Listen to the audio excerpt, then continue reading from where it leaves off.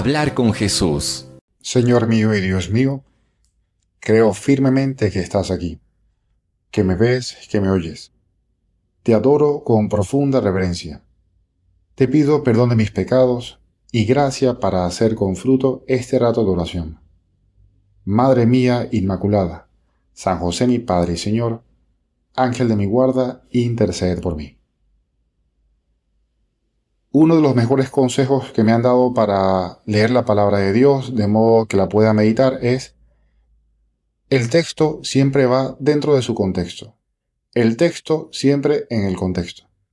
¿Y por qué cuento esto? Porque la verdad es que hay momentos en los que uno se encuentra con pasajes del Evangelio que son sumamente complicados, que son difíciles de entender, que pareciera que no hay mucha congruencia.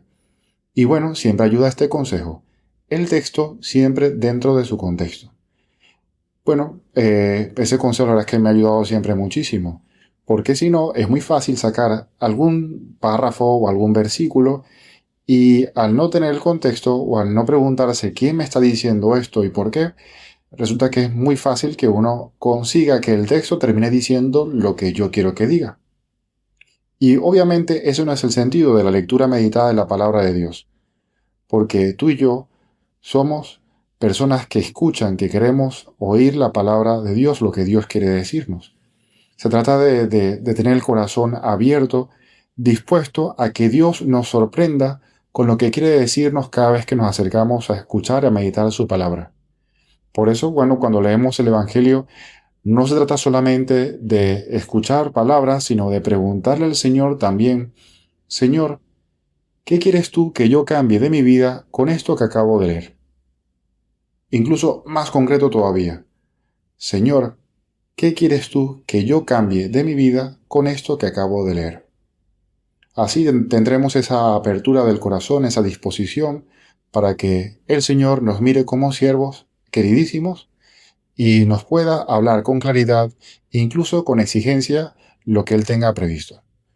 Bueno, pero resulta que esto del texto y su contexto no siempre está tan claro, tanto así que ha habido muchísimas herejías que vienen precisamente de agarrar una frase aislada o un párrafo aislado o un libro aislado e incluso muchos libros de modo aislado.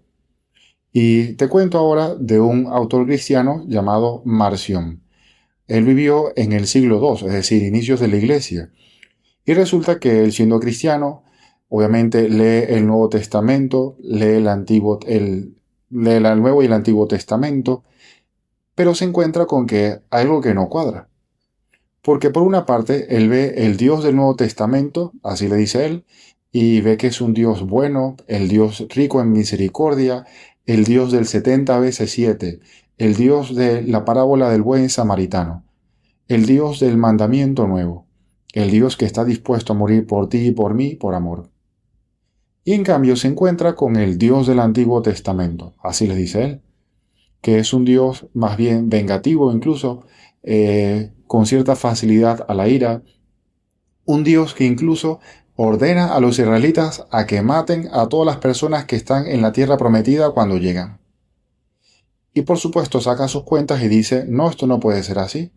A mí me interesa este Dios del Nuevo Testamento, entonces por lo tanto tiene que ser diferente del Dios del Antiguo Testamento, que es más bien el malo. Por eso el marcionismo, que es la corriente que viene precisamente de Marción, se dice que es una teología dualista. Son dos dioses y por supuesto que a Marción le interesa el Dios bueno, el Dios del Nuevo Testamento. Y esto es un esfuerzo por sacar algo de su contexto, y la Iglesia por supuesto inmediatamente condenó todo esto como una herejía. Existe un Dios único, el Dios del Nuevo Testamento, el Dios del Antiguo Testamento, el Dios de toda la Sagrada Escritura. Y por lo tanto, cuando leemos algún pasaje de la palabra de Dios, hay que compaginarla con todo lo que leemos, incluso si aquello no resulta tan evidente a primera vista. ¿Y por qué te cuento todo esto? Porque nos encontramos hoy en el Evangelio con un pasaje más o menos así.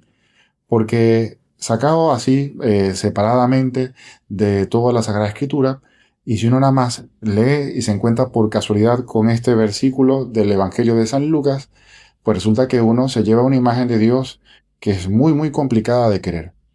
Porque en aquel tiempo, dice San Lucas, mucha gente acompañaba a Jesús, Y entonces él se volvió y les dijo: si alguno viene a mí y no pospone a su padre y a su madre, a su mujer y a sus hijos, a sus hermanos y a sus hermanas, e incluso a sí mismo, no puede ser discípulo mío. Y caray, palabras mayores, ¿no? De hecho, tengo aquí también delante de mí el texto latino y dice: si quis venit ad me e non odit, si alguien viene a mí y no odia a su padre, a su madre, a su esposo y a sus hijos, etcétera, etcétera, aquí las palabras son sumamente fuertes. ¿Qué clase de Dios es este? Este Dios después me pide también que perdone 70 veces 7, me dice que el mandamiento más grande es del amor a Dios, del amor al prójimo, como uno mismo. Y qué fuerte, ¿no? Es difícil entender que ese Dios nos mande algo así como lo que escuchamos en el Evangelio de hoy. Bueno, nuevamente el principio es: el texto siempre va en su contexto. Y este Dios que habla aquí en el Nuevo Testamento, en el Evangelio de San Lucas, es también el mismo Dios del Antiguo Testamento. Es el Dios que habla con Moisés, el Dios que le da las tablas de la ley. Es el Dios que en esas tablas de la ley le dice al pueblo de Israel y también a nosotros: en cuarto lugar, honrarás a padre y a madre. Y obviamente, para poder compaginar estos dos episodios, hay que hacer cierto esfuerzo, ¿no? Pero lo que el Señor nos dice en el Evangelio de hoy, obviamente no puede ir en contra de lo dicho anteriormente, porque Él viene a traer a cumplimiento la ley de Moisés. Lo que el Señor nos pide hoy el día en el Evangelio de hoy es que faltemos a la caridad con nuestros padres, que les gritemos o que les peguemos o que les podamos incluso, pues sí, insultar. Bueno, ¿por qué? Porque parece que el Evangelio de hoy lo permite. No, lo que nos dice el Evangelio de hoy es que todo, absolutamente todo, en un cristiano se tiene que orientar hacia Dios. Que todo puede ser una ocasión de encontrarnos con Dios y que tenemos que ser radicales en este seguimiento del Señor. Incluso radicales hasta en el caso extremísimo, que obviamente no pasará o no tendría por qué pasar, que nuestro padre, nuestra madre, nuestra esposa, nuestra mujer, nuestros hijos, lo que sea, lo que dice el Señor en el Evangelio de hoy, sean un obstáculo radical para el encuentro con el Señor, para seguir al Señor. Yo más bien plantearía este mensaje del día de hoy de un modo también positivo. Parto de la premisa de que absolutamente todo lo que me encuentro en mi día a día es una oportunidad para encontrarme con Dios. Y si hay algo que no hay modo de que me pueda acercar a Dios, entonces lo rechazo. No me interesa. San José María solía repetir por temporadas una ejaculatoria que de hecho la tenía puesta allí en una pared de su cuarto, de su habitación. Aparta, Señor, de mí todo lo que me aparte de ti. Y de nuevo, es este evangelio de hoy el que obviamente se ve sí, complicado de vivir, pero no nos enfocamos solamente en el caso extremo, nos enfocamos en lo de cada día. Parto de la premisa de que para un cristiano en la vida ordinaria, el 99% de las cosas, por decir un número elevado, ¿no? El 99% de las cosas, circunstancias, personas, del tiempo, a menos que sea pecado, tiene que ser una oportunidad de buscar a Dios y de encontrarme con Él. Y si hay algo que no pueda de ningún modo hacer eso, pues entonces, Señor, dame la fortaleza para rechazarlo. Obviamente, como te decía, ordinariamente nuestros padres, nuestra madre, nuestra familia no serán un obstáculo para aquello. Pero igual así esa es la advertencia que nos da el Señor. Hay que ser radicales en el amor, radicales en la búsqueda, en el encuentro con Él. Y hacer el esfuerzo para que todas las circunstancias, todo lo que tenemos entre manos, sea una oportunidad de decirle al Señor: Señor, te amo. Si no, no nos interesa.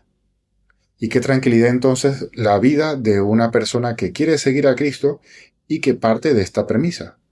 Todo, absolutamente todo, con la gracia de Dios, lo puedo enderezar, lo puedo convertir en un encuentro con el Señor, en una oportunidad de seguirle. Danos, Señor, y se lo vimos también a nuestra Madre del Cielo, la fortaleza para ver absolutamente todo con estos ojos. Los ojos de la fe, los ojos del amor. Y también te pedimos la fe y la gracia para que, si hay que tomar alguna decisión radical, la tomemos Obviamente, sí, solo si es necesaria, y es necesaria si nos aparta de ti. Te doy gracias, Dios mío, por los buenos propósitos, afectos e inspiraciones que me has comunicado en esta meditación. Te pido ayuda para ponerlos por obra.